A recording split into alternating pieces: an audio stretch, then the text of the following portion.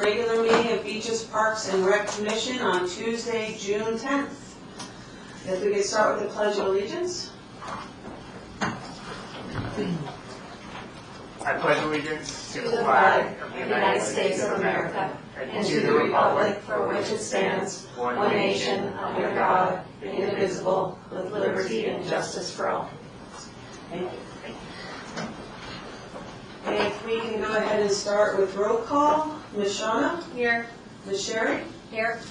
Thor, absent. Mr. Teddy? Here. Mr. Ed? Here. Ms. Alyssa? Here. And Chairperson Amelia are here. And if we could amend that Vice Chair Thor Johnson is present as well. Starting with number 1, a special presentation. We have none. We have no special presentation this evening. Correct. Going to number 2, the approval of minutes for April 6, 2025. April 8th. Sorry, I'll put the glasses on now. Motion to approve. Do I have a second? I'll second. And minutes. Everyone in favor? Okay. Aye. All right, with oral communication, we have a speaker, Larry Culbertson.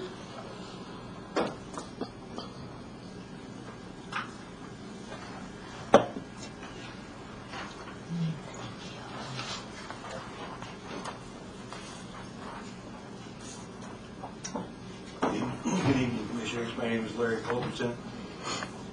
Can you hear me? It didn't sound like this. Yes, we can. Okay, good. No. Didn't sound like the microphone's working to me. Say, yes, it is. Good work. So I wanted to talk about Maxburg Plaza Park. I'm aware that it's on the agenda tonight. This is a particular issue that's not really part of what you're going to be talking about. I want to make you aware of this if you're not. I'm going to talk about 166 Avenida Aragon. That's on the northeast side of the park. It was remodeled last year into three units. It was remodeled into a duplex and an ADU. It was the ADU was the original single-car garage. So this year they applied for a short-term apartment rental status. It's called STAR.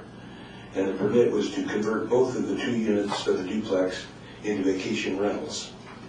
Each of the rentals of the duplex has 3 bedrooms. That would enable each of those units to have 8 people. So it would be a total of 17 people, 8 in each unit plus 1 in the duplex, 1 in the ADU. That means you could have 17 people on site. And the zoning administrator approved 1 of the 2 units to be a STAR, despite considerable opposition from the community. The possibility of the second unit becoming a STAR unit was left open for the future. The City Council has called the approval into question, and they'll be considering it on March 17th. The primary concern is the negative effect that the STAR unit would have on parking around the neighborhood of the park. 1 street space was lost, creating a wider approach for that second driveway. A couple of the supposed 4 parking spaces may not be usable. So I encourage you to read the agenda report when it comes out at the end of this week. Visit the site and let the City Council know how heavily impacted parking already is around Maxburg Plaza Park. Thank you. Thank you.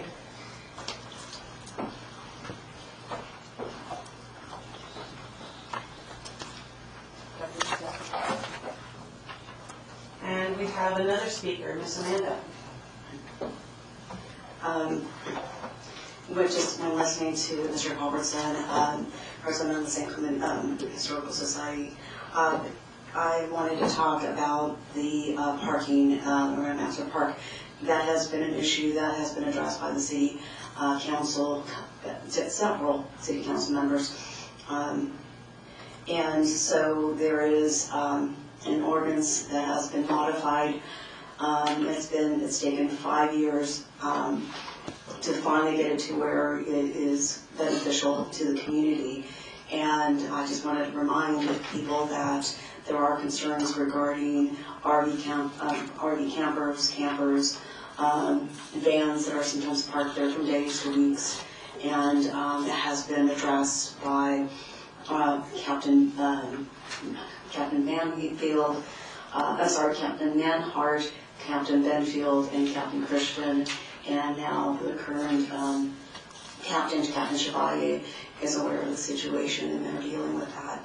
But this basically concerns the safety in that community. So adding a ADU, or not ADU, adding a star Airbnb is just going to be really difficult because it's just, I live on that street and they're, like Mr. Corson says, 16 parking spaces for one area, and they didn't even think about that before they formed it. So please be aware that there are some concerns regarding that.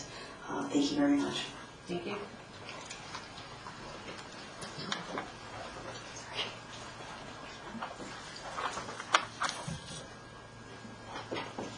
Is that for everybody? Is that for now?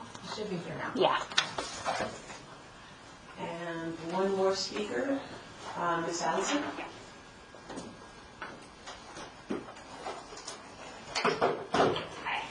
Hi, my name's Allison Sloan, and my family live here in San Clemente. Last year we suffered an unmatchable loss when our niece, 7-year-old Sloan Mattingly, died on a Florida beach while on vacation.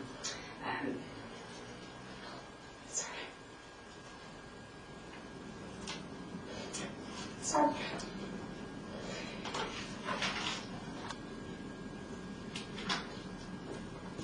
The sand holes she and her brother were playing in collapsed on them, and despite everyone's best efforts, she did not survive. And in the days that followed her passing, my husband David worked closely with the city of Lauderdale by the Sea to develop a safety campaign in hopes that no other family would have to endure what we did. What I'm asking you is to take the necessary steps to adopt some of the same similar safety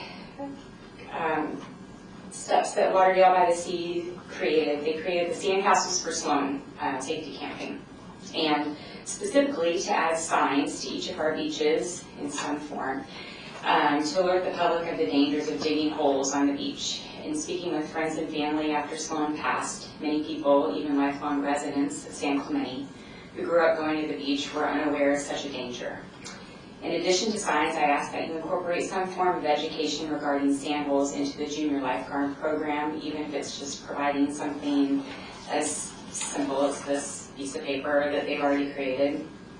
That goes on with each of the participants, educating the families of the dangers of digging holes. The free downloadable material has already been created, making it simple and affordable to inform everyone. Okay. Thank you for your time. Thank you.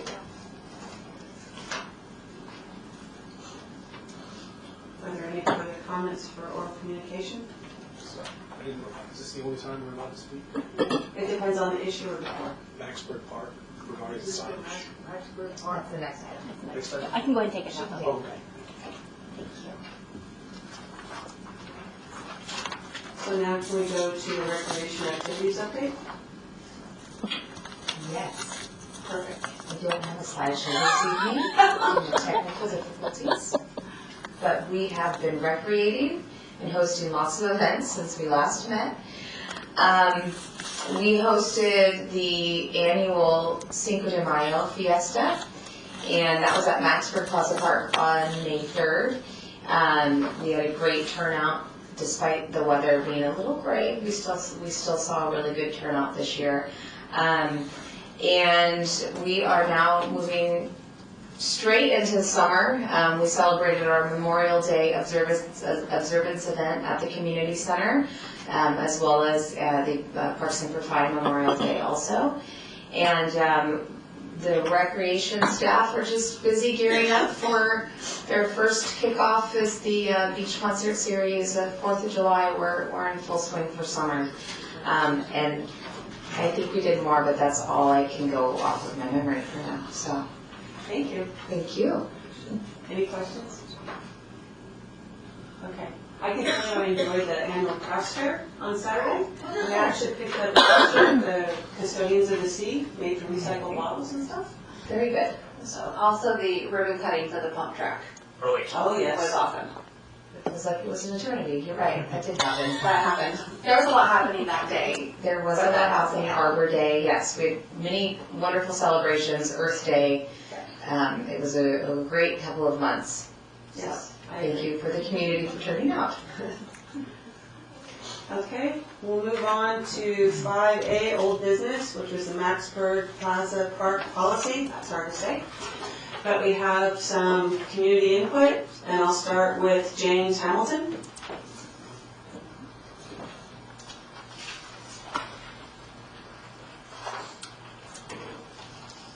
Good evening, Parks and Rec folk. I gotta hand it to, I'm a resident near the park. I'm just outside the school safe zone where the sidewalks are nice and wide.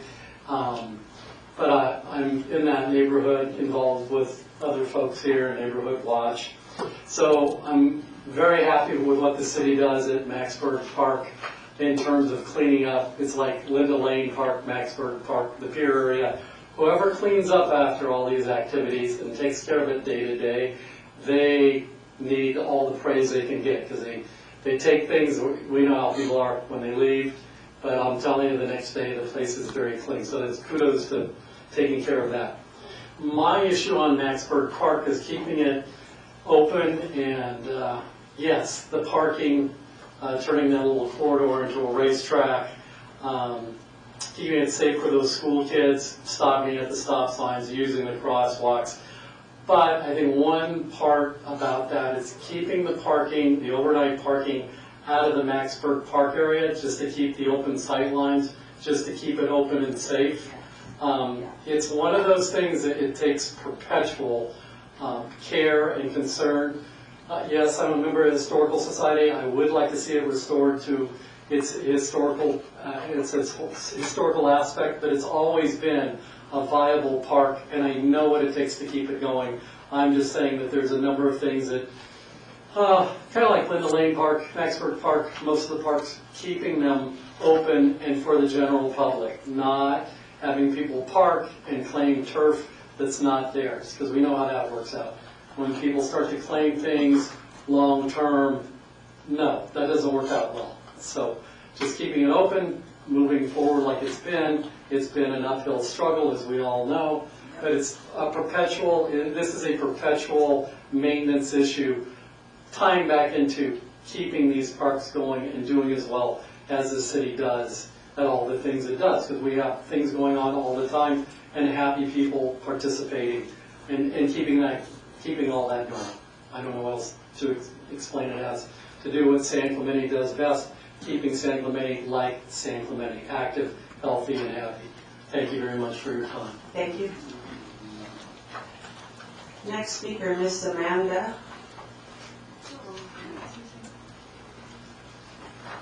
I just have a couple of slides, Debbie.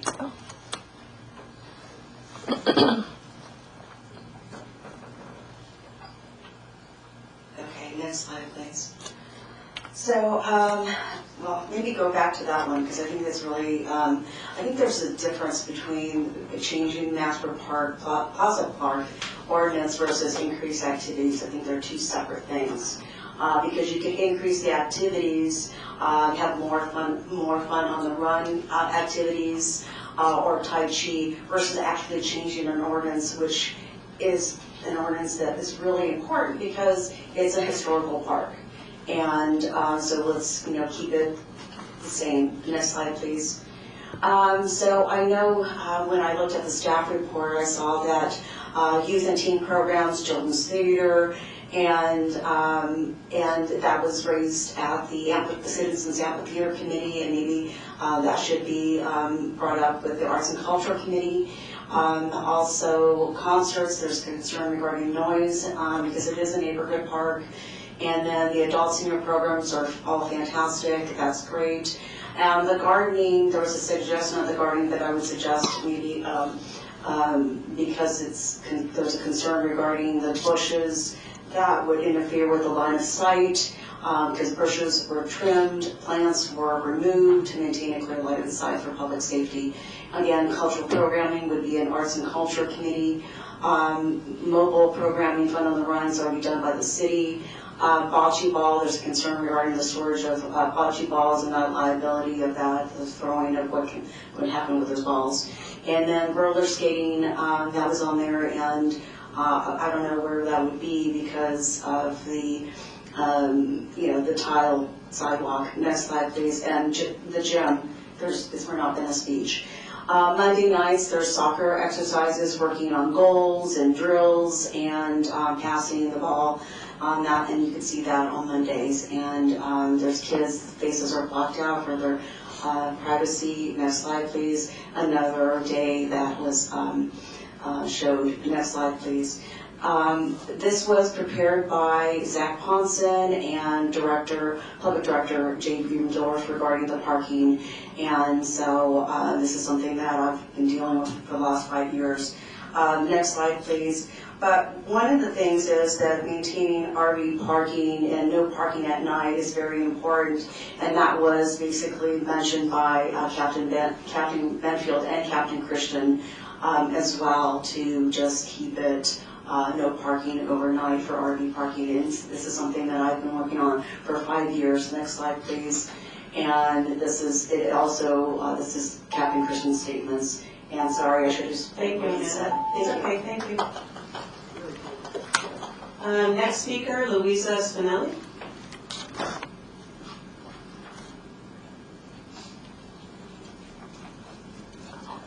Hi there. I'm Louisa Spinelli. I lived at 174 Aragon, which is directly center facing the park. So I've been aware of all the activities there. I've been living here since the mid-70s, and I've seen lots of changes to that park, and I've been involved with the decision-making of the recreation department brings up, and I want to tell you that there's been some, great, and I'm looking forward to these updated ideas that you guys have for the park, because I adore it. It's our beautiful little historic resource. It's not really like all the rest of the parks. It's a very, very loving little neighborhood, old historic park that I think is a gem of San Clemente. And I'm living right next to that Star, that building that other people have discussed, Larry discussed, and I have to tell you that there is a huge parking problem, and even the design of the thing with the parking lots, the parking spaces, just terrible. And I don't know if you're going to go ahead with, the city's going to go ahead with a permit parking idea. That could be a good idea, because there's really no parking at night on the park. So, that's, and I really think maybe speed bumps would be good. But I do like all the activities you've done. I think that, the Recreation Department does a great job, and I'm hoping that you'll be aware of this parking and this building and how the code problems are so bad.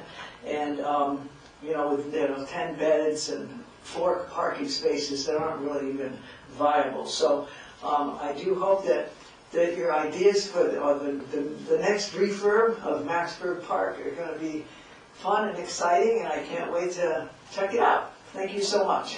Thank you. Next speaker, Frank Dower. Am I saying that correct? Dower. Thank you. Hi, good evening. First, I just wanted to give kudos again on the cleanliness of the park. I think you guys are doing wherever it cleans that park, it's amazing how dirty it is in the morning and how clean it is after they're done. And this is, I know you can't answer questions, but I'm going to ask a question and maybe turn it into a statement. I think I read on the agenda that there is going to be signage around the park. I just wanted to know if the residents are going to be able to see that, so that I believe it's going to be bilingual, which is great. But I wanted to make sure, hopefully, if everyone's in agreement, that it would state the curfew. And speed bumps, I didn't know where that was. I think that was agreed upon when we had a meeting out in Maxburg Park. And I just wanted to bring up, there is definitely an increase in gang graffiti, but it seems to be taken care of fairly quickly. So, again, thanks to whoever's doing that. That's it. Thank you. Thank you. And the next speaker, Ms. Katie Potts.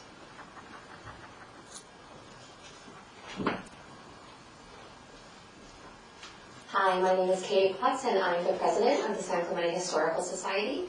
I live at 2 Via Calandria here in San Clemente.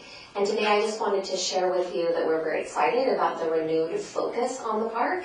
And I wanted to draw your attention to its remaining historical elements, which are some of the trees, I believe, in the park, and also some fountains. When I look at the last Historic Resource Survey, which happened in 2006, those historic fountains are not called out. So if there is a plan to rehabilitate those fountains, you probably don't have the paperwork around the fountains to understand their historic significance. So we would ask that you work with a historic consultant in order to evaluate the fountains and work towards their rehabilitation in a way that honors their historic integrity. And we would love to help you with that too. So thank you very much. Thank you. Are there any more comments before we begin the presentation? So the Maxburg Plaza Park Policy Subcommittee update and recommendations. Samantha, do you have a presentation? Yeah. I got it.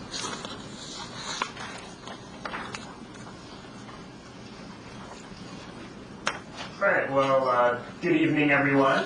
I was really excited when the Maxburg issue came across our commission because I live just down the street from it with my fiance. And we had a great turnout at our neighborhood meeting. Go to the next slide here. Around 45 to 50 residents showed up, and there was a lot of great participation. We did give notice to everyone within 300 feet of the park. And the purpose was specifically to hear and receive feedback on the usage policy for Maxburg Park, but we also opened it up to the topic of enhancing the park, which I'll get into in a little bit. Next slide, please. These are some photos of what the event looked like. Julie and Allie did a great job setting up for us, and we had these post-it boards where people could provide their suggestions. Next slide, please. And here's what people want to see more of, or less of, in Maxburg Park. We have programming ideas, everything from chess in the park to programs for young children, programs for adults, really just trying to make the park as welcoming for the neighborhood as possible, while also understanding that this is more of a quiet park. We don't want it to turn into anything that's very loud. Next slide, please. Safety was a major topic. It's interesting because on one hand we do have these flare-ups in the park, but I did a ride-along with the OCSD with a gang deputy, and what he was telling me is the issue's under control, and what would help him and his deputies is to maintain that clear line of sight around the park and to have more programs to divert would-be gang members from joining the gang and giving them things to do in this neighborhood.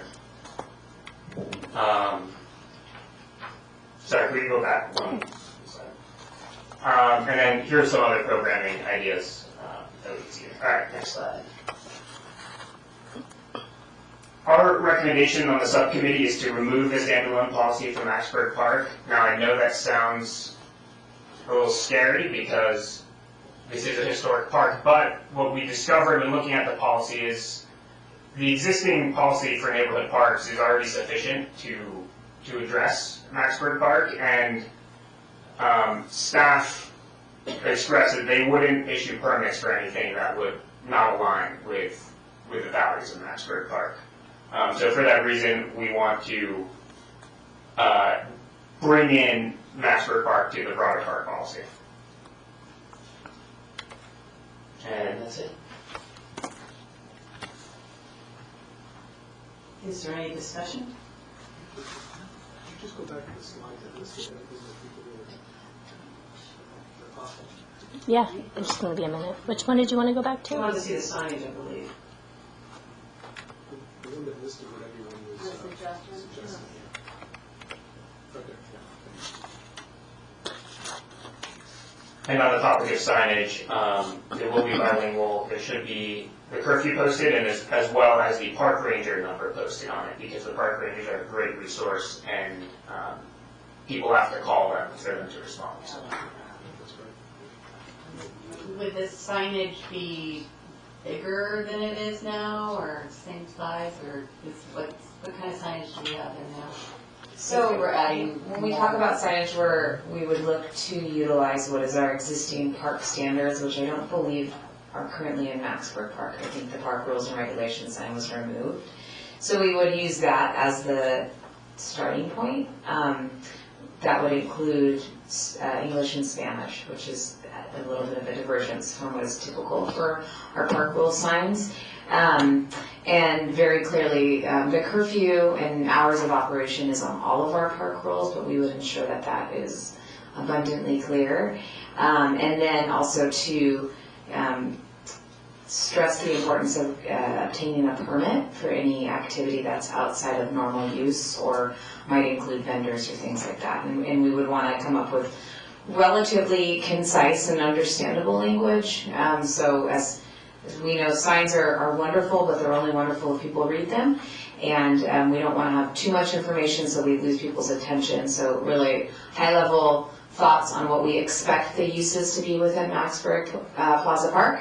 And then deferring and referring all questions to the Recreation Department for permitting and activities and uses and such. I have a question, and I might have asked this when we first reviewed it, but why does Maxburg have its own ordinance? When did that happen? What brought that about? Is it because it's a historical park, or? No, there's a lot of history to why Maxburg has its own. I will say that the Recreation Division didn't actually start doing any park rentals or permitting until 2012 or so. Kind of coming online when we opened Vista Hermosa Sports Park, the city saw a growing demand for reservations across all picnic areas in San Clemente.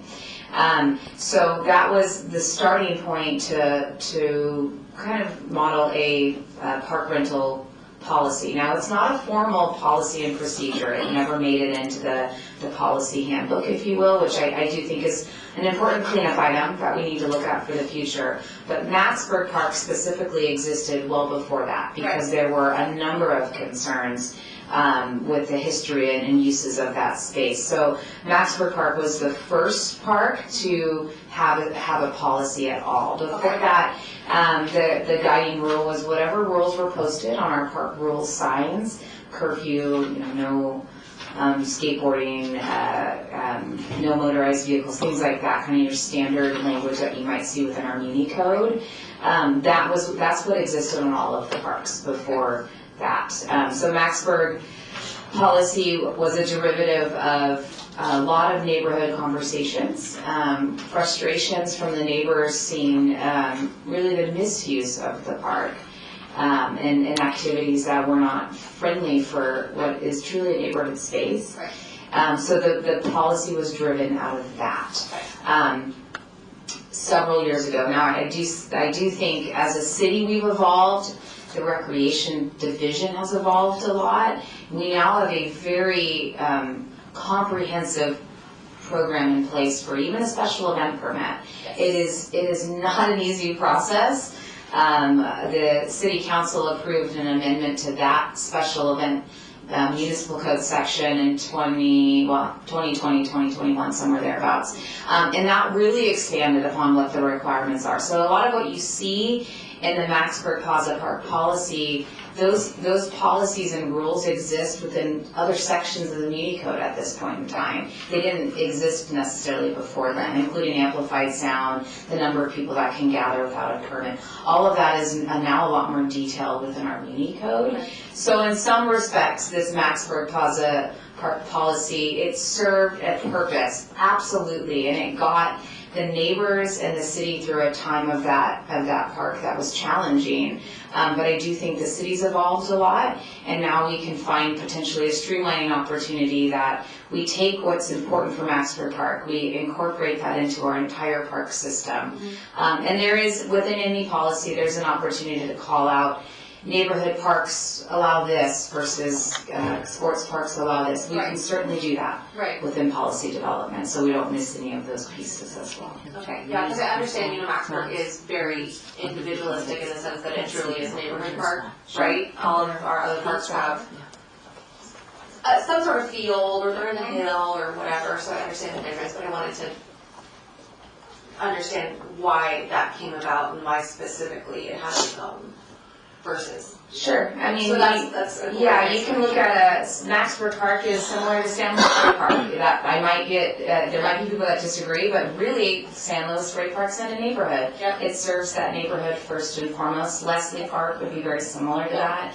So we do have a number of parks that are very neighborhood serving, and we do want to regulate what is and is not allowed in those spaces. Right. I had one question. Will this committee have to make recommendations on the parking, such as they mentioned about the duplex and that? No, That's not. this commission, that's out of the purview of this commission. Okay, I just want to make that clear. But if we, so I also want to understand too, we're talking about the parking around the park as well. If they're adopted into the overall park ordinance, though, there's no parking. So in parking, as it relates to permitted uses, that parking is a factor as part of an approval of a permit. So something, if there's a large event, and this is a pie in the sky event, but somebody comes and they say, I want to host a large concert that's open to the public, I'm expecting 10,000 people.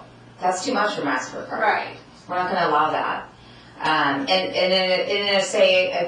Cinco de Mayo is a good example of that. That's a community serving event. It's a lot of people coming, but we're operating a trolley system. We're encouraging e-bikes. There's other methods of transportation that are going to be a requirement of a permit. But like some citizens brought up RV parking overnight and this, that, and the other. If it's adopted into the park ordinance, it's no parking from dawn to dusk, correct? So our policy that this commission's looking at has nothing to do with parking. Okay. We are not addressing municipal codes related to parking. Okay. This commission would be focused on uses of the park. Perfect. That's it.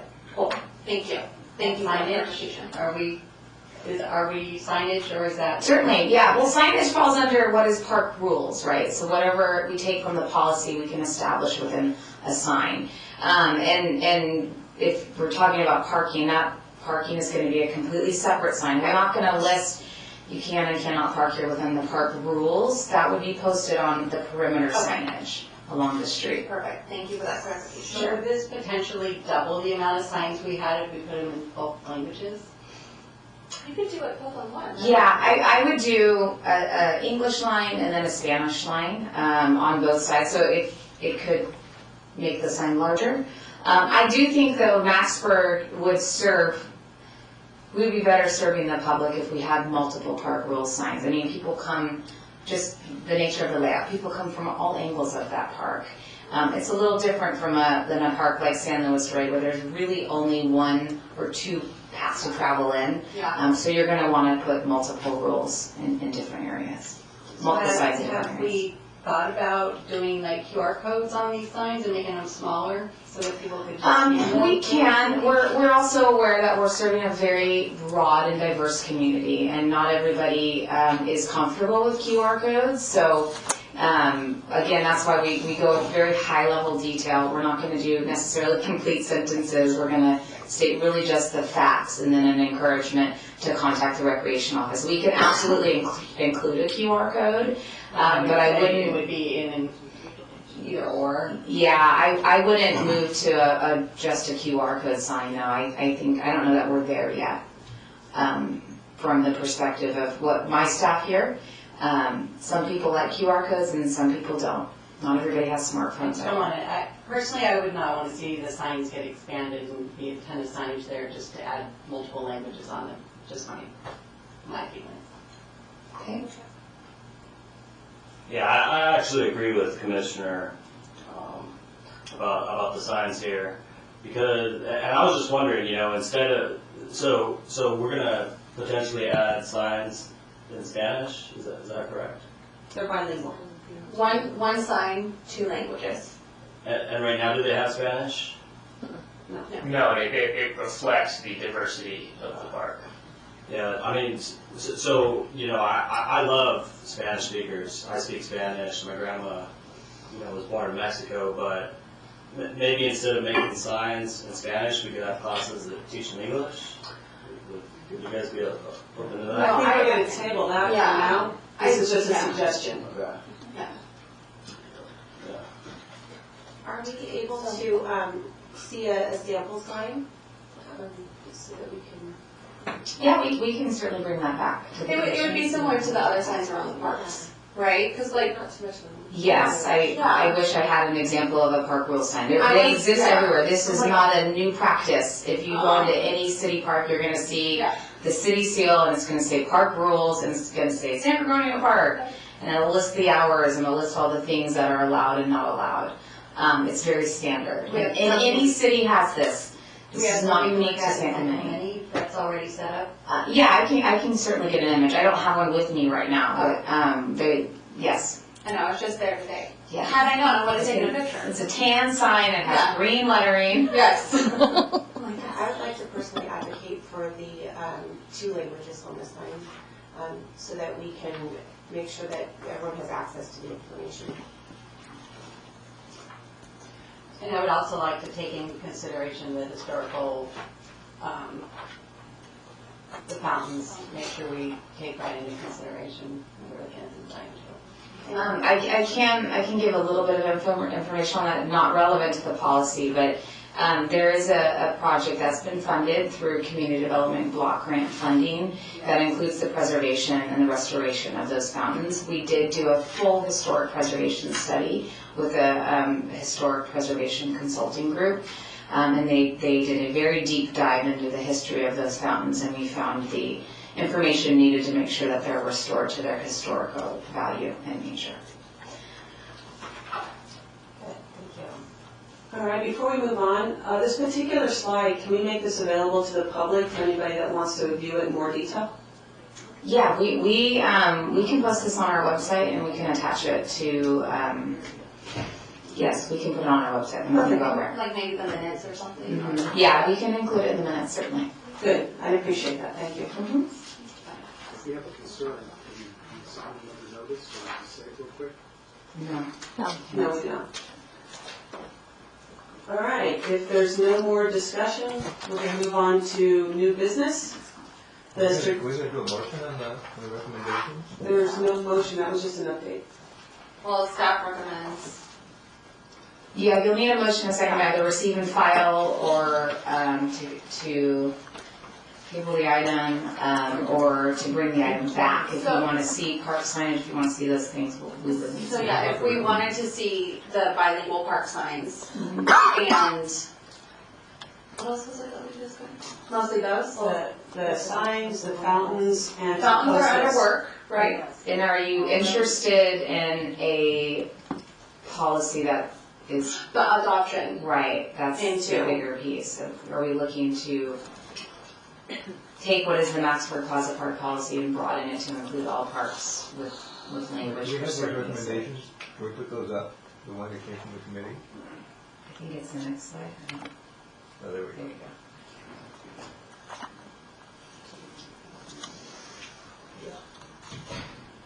I'll motion to make the recommendation that we fold in the Maxford Park policy to all parks.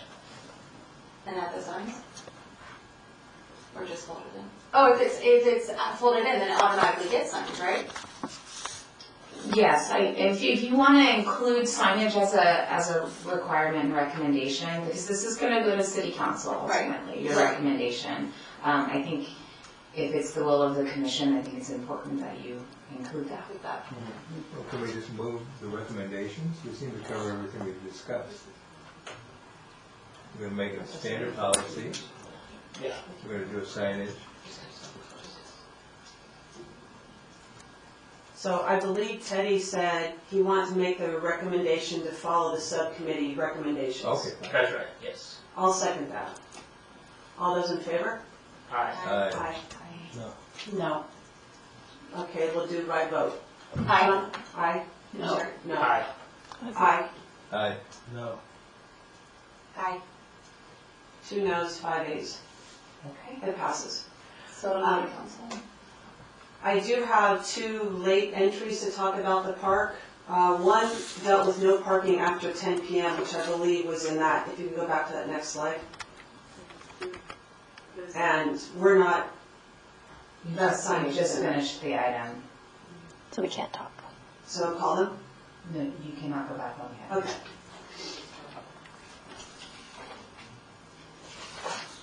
Okay, now we'll go on to 6A new business, the strategic implementation measures and the plan subcommittee findings. Okay, as you are aware, we reviewed the previous work plan letters and discovered that they had no particular relevance to the strategic implementation plan or the elements of the general plan. And so we went through the draft strategic implementation plan that came from the planning department, and then edited from that a list of items that are relative to the general plan. In other words, items in the specific plan that are basically we felt were our business. And then we took that list, which is in your package, and then we took that list and reduced it down to a select group of recommendations, essentially using the work plan letter methodology. So it's very simple. We should understand that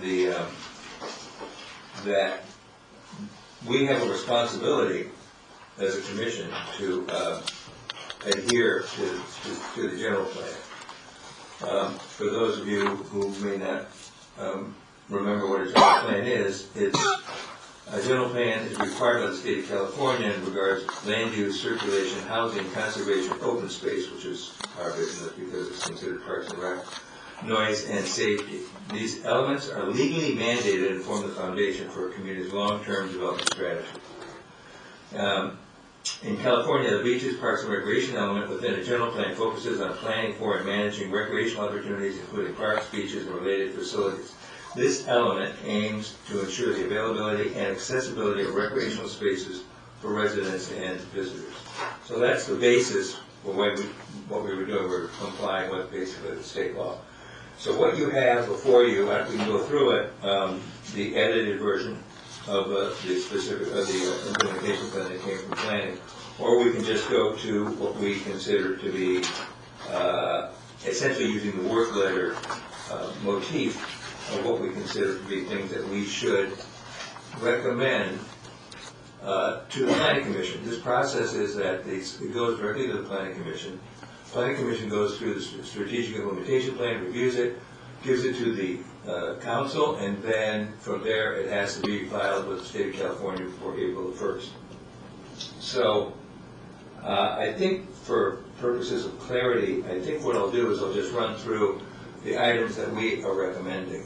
Okay, yeah, sorry to interrupt. That's okay, go ahead. So, what is the end goal with this? Where are we headed? You That want we- us? That we basically comply with the dictates of, let's say, the municipal code, and we make recommendations, other than other recommendations, but we make recommendations or some recommendations that essentially address the elements of the general plan. Okay, so would that be considered something that needs to be added to, or especially because we're gonna do a new one, the commission's work plan, right? Because we have our annual Right. work plan, so this is something that, like, we can look at and we can review, however, this is for the next meeting, especially because we're expanding and things are gonna be shifting in DPR. as we absorb the other ones, this list is even gonna become more broad because of the other things that we're gonna be responsible for now. Well, we included, again, in this list, this is just Okay. a little bit of a housekeeping accounting thing, right? Okay. We included, because we knew we were going to be swallowing the the Coastal Conservancy group, Okay, we selected items from the coastal element of the Okay. general plan as well. okay, So what this represents is kind of a in detail study of the strategic plan that came from planning. Then we took that strategic plan and just pulled out all the things that really had something to do with us. okay, so you're wanting us to take over parts of the planning commission's work? No, we can't do that. What we're suggesting is because it's such an integral part of the general plan, I mean, there's a whole element Right. of beaches and Right. parks. We have a responsibility just to give the planning commission our feelings about what they should include in the strategic plan. So you're wanting more of a intertwined relationship Yeah, with the our planning recommendation, commission? the purpose of this committee and this whole operation is essentially do an informal recommendation to the planning commission. Here are the things that we think should be included as directives, they call them implementations, in this strategic plan. So can this be something, I mean, we can certainly go through it, but can this be something that at our next meeting, we can add to that 2025, 2026 work plan? Let me follow up with what you're trying to say. Thank you. There's currently 7 commissioners, Right, but only 4 will be remaining at the end of this evening. right, We're adding 3 from the coastal commission, Right. plus we're electing 2 new people to make 9. right. So what I think is a bit of an unfair advantage is to make a recommendation or a vote on this with only 4 sitting members. Right. It would be my recommendation that we move this to the August meeting when the full committee of 9 has the opportunity to review it. Yeah, Right. yeah, that's, because there's a lot in here, and I just don't think that we're gonna I don't think this will go anywhere. And it's better suited to put it in the August meeting Yes. under our new planning. Yes. So do you want to make the motion or should I would make like the to motion? make the motion to, Ed, if you're on board with that, make the motion to move The strategic. the SIP subcommittee findings and recommendations to the next meeting, whether, I believe it's gonna be August, right? Okay, to the August meeting to be considered and discussed, because at that August meeting, we'll be making. I would second that motion. All in favor? Aye. Aye. Well done. Cool. Yeah, it's a lot, but I don't know that there's a lot that we can do with it. Okay, thank you. All right, moving on to 7A, Beaches, Parks, and Recreation Director Report. Okay, I just have a couple of quick updates. We did start summer camp season this past Monday, and we are nearly sold out in all of our camps. So thank you to the community that always supports Parks and Recreation, but I do want to thank our hardworking city staff and our contract instructors who put together great programming summer after summer. We do have a lot of wait lists that we are trying to move off of wait lists, but also we always encourage, this is my PSA, to put your child on a wait list if they really want to be in a camp. We do often see a lot of wait list movement. And if you're not finding the camp that you want, please contact the Recreation Division, and we're happy to try to find a camp that fits the weeks and needs of each individual.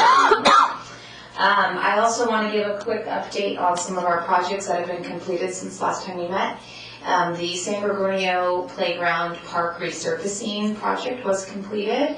If you'll recall, the playground was replaced and it included wood chips, and we've now replaced that with rubberized surfacing, so that park is now complete. If you haven't had a chance to look at it, it looks fantastic.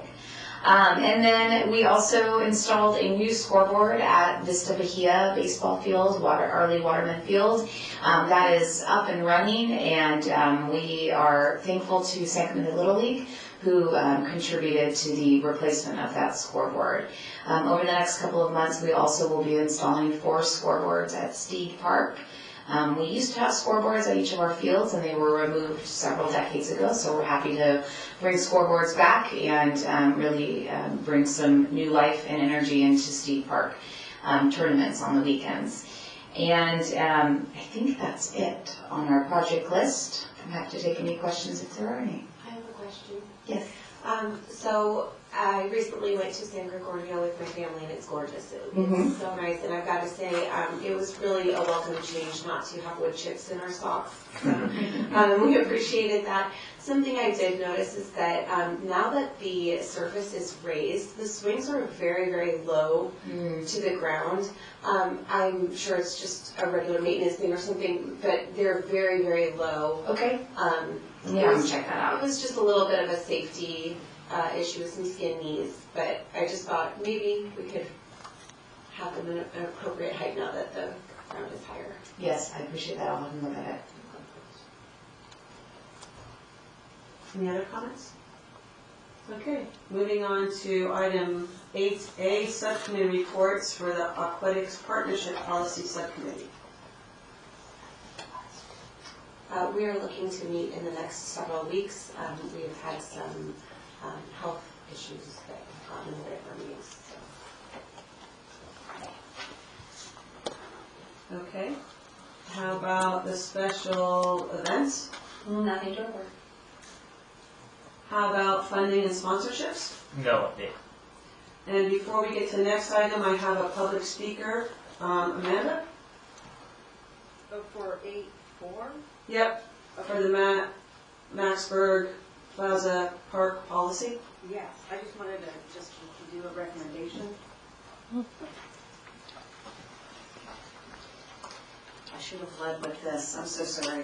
I just want to make sure that when Director Wiley goes to the City Council regarding the change of, or actually folding the Maxburg Plaza Park policy ordinance, that it would be duly noted to state that the Beaches, Parks and Recreation Commission did not recommend changing the parking around Maxburg Park at night from 10 p.m. to 6 a.m. because it was part of the suggestion on that. I think it was number 16 and was the first one up there. When looking at the ordinance 10.28.230, commercial bike vehicle and trailer parking restricted, there was only two exceptions that are in this ordinance, and I say exceptions because it should be, they're not really exceptions, there should be noted that two areas have distinct parking in this ordinance, and that is at Maxburg Park, and also there's another area in town regarding that. So it is, that's what's so special about Maxburg Park, that even it is included in RV ordinance and commercial parking and wide parking or wide vehicles. So it does have, it is tied to another ordinance. And so I think it's another, there's another, oh yes, the city's municipal golf course property assessed with parcel number 060-01008 are contained in section 10.28230C3. So it is basically highlighted and it has been noted. So I just wanted to say that there is, it's not just like every park because it is tied to another ordinance. So there is significance, and unfortunately I should have led with that in the beginning. I'm sorry, but I just wanted to point that out, that hopefully Director Wiley could bring that up to the City Council, that your recommendation has nothing to do with the changing of the parking overnight from 10 p.m. to 6 a.m. Thank you. Thank you. Madam Chairman, could we send something to our friends over in parking and engineering that this is a concern, and it would be nice if they maybe gave us some interpretation of what parking solutions they could, They already did in January. and The City Council agreed that it was fine to keep that ordinance and to restrict parking overnight from 10 p.m. to 6 a.m. okay, so, but what they corrected in January, is that consistently now working? Or do we want to take a second look at that? It is working, yes. Okay, well, in that case, never mind. Oh, thank you, Laura. Thank you.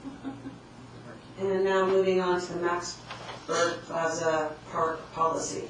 We get two more. We get two more. No? Oh, go back to this.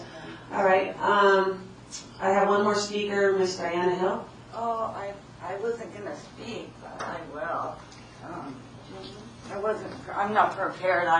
I've lived across the park, probably for 30 years. I had an apartment down the street, and now I live in a little house, 2 houses up, and I garden all the time. I'm always out front, and I always look at the park, and it's just maintained so beautiful.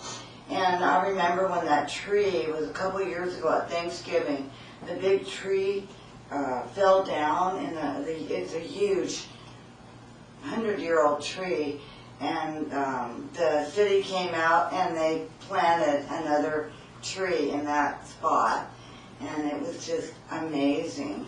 I'm just so impressed on how well it's kept, and I live on Avenida del Poniente. I live on a different side. That's usually, it's really quiet at night, but I notice, like if they do allow parking, like people tend to have like little parties in their car, and you know, they spend the night. And I remember before the rule, I walked around towards the church, St. Clemens, and I had no idea that people were living in their cars and you know, using the bathroom on the grass and living. I had no clue, yet I live across the street, but walking around. So right now, I'm just thankful that the city has done what they have done, and the visibility of, you know, the rangers driving around. If there's parking at night, they won't be able to see anything because there's so many trees and you know, covered area. I don't know what you call it, the cement area. But I just want to just say I'm very thankful for you guys and for the park, and I'm very thankful. It's immaculate all the time. Thank you. Thank you. And one more speaker, James Decker. Am I close?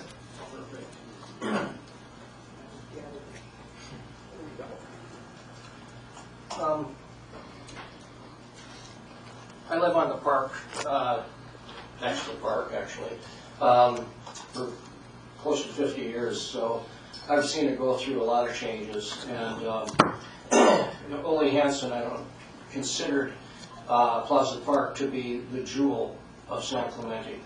And when he was promoting property sales, he would bring clients to that park to impress them with what a beautiful city this would be. Over the years, it has been, in my estimation, abused. It has, we've gone from a beautiful, peaceful park to having gunshots fired, people stabbed in front of our house, and things like that. And that awful, terrible, ugly, what do you call it, amphitheater in the middle of the park. By the way, dividing up the fountains that are going to be rehabilitated. That used to be a Veterans Memorial Garden in there. And why I'm here is 20 years ago, I wrote up what I thought Maxburg Plaza Park could be, which would include a garden with all the senses involved. They're doing this in other places, and like in Chicago, to calm parks. And as you know, we have a gang problem. I was just over there today, and there's gang graffiti over there right now. And so I think that the Parks and Recs should really consider taking out that centerpiece, putting in a sensory garden, and do things with the park benches, name them, the park picnic tables, name them, put names on them, let the kids do some tile work or something around them, put Maxburg Plaza Park, or put put Ole Hansen tiles around the tables and name the tables and make it a really, really wonderful place to be. And I have written it up, as I said, 20 years ago, and I've amended it a few times. And also, a statue of Ole Hansen. And we get statues of other things, but not Ole Hansen. And I think a life-size statue of Ole Hansen in the park would be a wonderful addition to the neighborhood, be good for the school, and be good for everybody in the community to remember the person who gave us this beautiful place to live. So that's what I got to say, and I'd like to pass these out to the city council members and to Samantha. Okay. Got it over here. Thank you.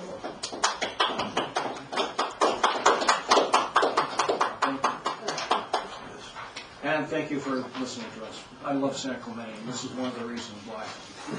Have a nice evening. And now we'll have an expert presentation. Just to close up here, thank you everyone for your participation on this issue. It's a very important issue, and the subcommittee was also a little bit confused about why the amphitheater was built. So please bring that issue up to the city council as well.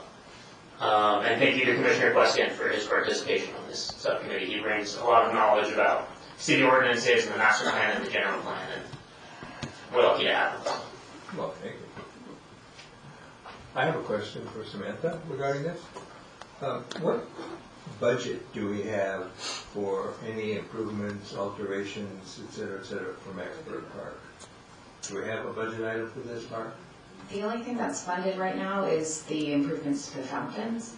Things like signage exist within our current operating budget for parks maintenance, so we would be able to fund signage through that. So there would be a CapEx budget item for the park? Depending on what the desire is, yes. Has that been established, or is it just something No. they're talking about? Okay. And the last item, the strategic implementation plan. Yes. Do we need any more? No, we'll see you in August? Yeah. Sounds good. All right, moving on to 8B, Pure Pride Foundation. We met last night, actually, and a couple of the projects that are still ongoing is the Pure Entrance project and the underpass drainage project, which happily we heard that this may have been fixed. The water flowing in under the railroad, the bridge underneath the railroad. So we're going to wait for the next big rain to see if it's actually completed. So we're crossing our fingers that it was fixed, and I'm really happy about that. On May 20th, we presented a check to the city council for the Christmas tree, new Christmas tree at the end of the pier. So hopefully we'll have that to enjoy for many more years to come.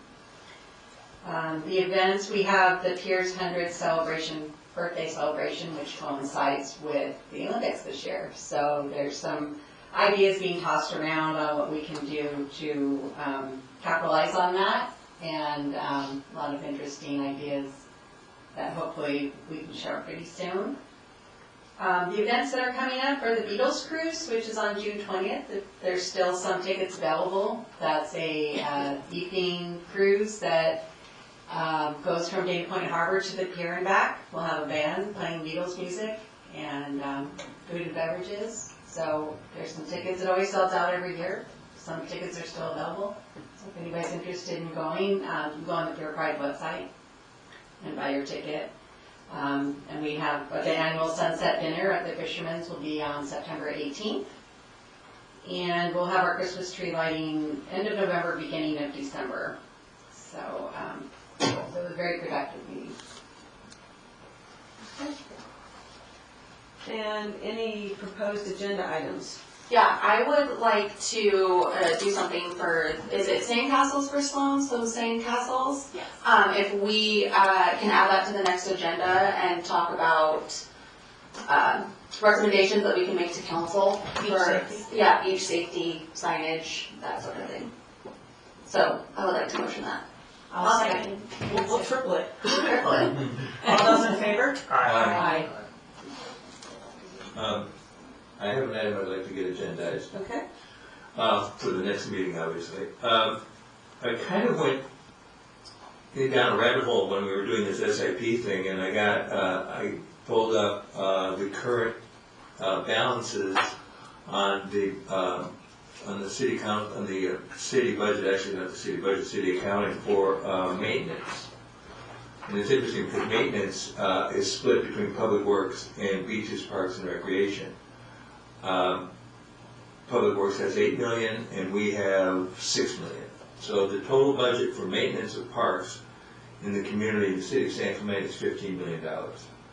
So I was thinking what would be a good idea, since we're the Parks and Recreation Commission, and because, again, our function is described in the municipal code, that we create a standing committee of budget. Now, they don't have to get too far involved, but at least they come back to us and say, hey, we're doing okay, we're not doing okay. The fact of the matter is that currently we've spent 70% of that $15 million. So that's good. That was the end of the third quarter. I just think this is something that we are specifically given a duty and a power to do, and I think we need to have a committee that basically looks at that and reports back to us. That's number one. Number two, I got involved with this matrix efficiency report that was done in 2010, and shockingly, I requested the reports that they were charged to do, and there were virtually no reports whatsoever from Parks and from Public Works. And they're pretty significant reports. I mean, they're monthly reports.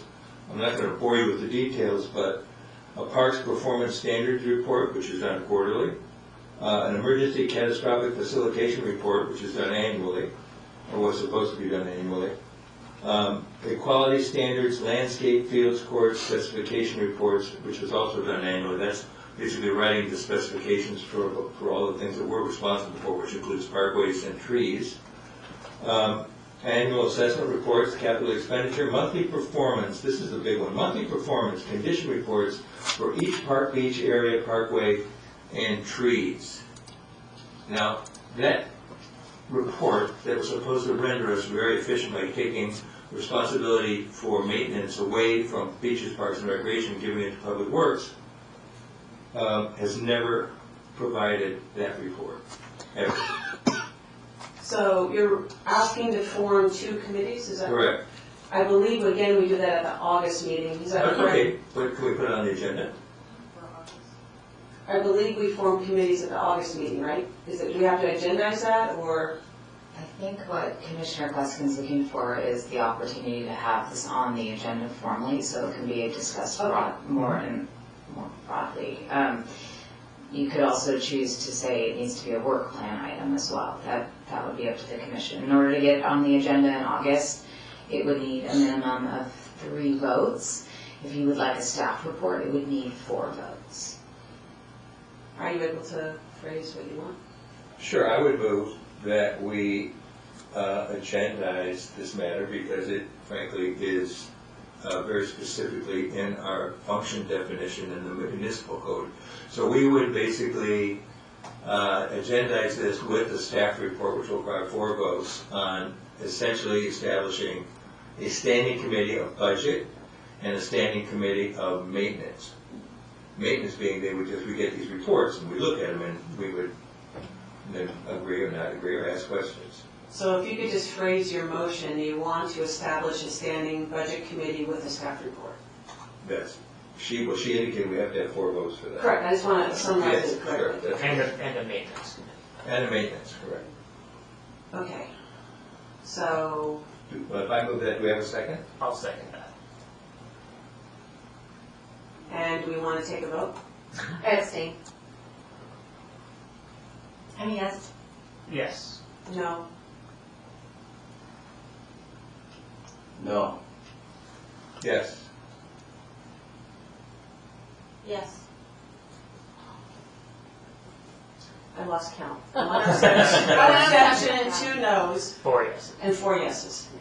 Okay, All right, I will work on a staff report. I do believe, though, for the future commission, this needs to be incorporated into your work plan. I understand that budget is part of the purview of the commission by ordinance, but looking at the maintenance and the ongoing budget needs to be approved by council as an item they want you to focus on. Sure. So I'm happy to include any documents I can at the staff level for the August meeting, if that's the case. Samantha, for that August meeting, it would be helpful for me as a commissioner to know what would be helpful for you. So as somebody who works in data, I'd like to know the purpose for which I'm looking at the data. Would we be able to look at the maintenance plan and then make a prioritized decision making, you know, like, what are we doing with it? We're trying to see if something needs to be renovated or if we are. Well, actually, what we're looking for is getting information to the commission on just the status of what they're doing in terms of maintenance. We're not going to try to manage it. All we want to do is, what are you guys doing? You know? So you would like regular awareness of. Sure, just look at one of the reports that was suggested in this efficiency thing was a monthly performance, right? And then that monthly performance would be conditions for each park, you know, if there's a problem with the conditions, what they propose to do, or what we need to know about. And then finally, recreation areas and facilities. So, you know, it's just, they have all of the information, they keep track of who's working where and so forth and so on. All we're asking is somebody to just basically every month come and tell us, hey, we did this, it's fine, we did this, it's fine, and we'll be able to see the condition of the parks anyway. I mean, you know, they're probably doing a fine job, but it's required, it is mandated in the municipal code. So we should, you know, acknowledge that and do it, take care of it, find out what's going on. Thank you. That's it? So with mixed emotions, for my last time in 3 years, I would like to motion to adjourn to our regular meeting. Do I have a second? Second. All in favor? Aye. Thank you all. It's been a pleasure serving you.